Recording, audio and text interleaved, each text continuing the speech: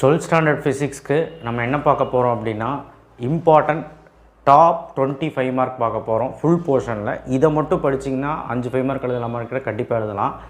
2 mark 3 mark வந்து unit 1, 2, 5, 8 நல்லா படிச்சுக்கோங்க.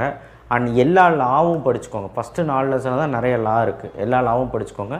முடிஞ்ச அளவுக்கு 9th லெசன் 10th லெசன் 2 மார்க்கும் படிக்க ட்ரை பண்ணுங்கள். படிச்சிங்கன்னா ஓரளவுக்கு 5 2 மார்க் 5 3 மார்க் எழுதிடலாம்.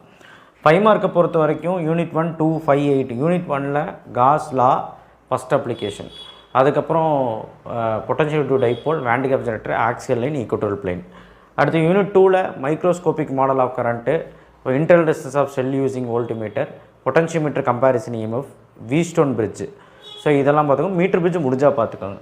யூனிட் 5ல் வந்து பார்த்தீங்கன்னா Maxwell integral form, absorption spectra types, emission spectra types, emission spectra absorption ஸ்பெக்ட்ராவுக்கும் டெஃபினேஷன் எழுதணும். யூனிட் 8ல் வந்து பார்த்திங்கன்னா ஐன்ஸ்டீன் ஃபோட்டோடிக் ஈக்குவேஷன், டாவிசன் ஜெர்மர் எக்ஸ்பெரிமெண்ட், அதுக்கப்புறம் வந்து பார்த்திங்கன்னா photo emissive cell, electron microscope முடிஞ்சால் பார்த்தா போதும்.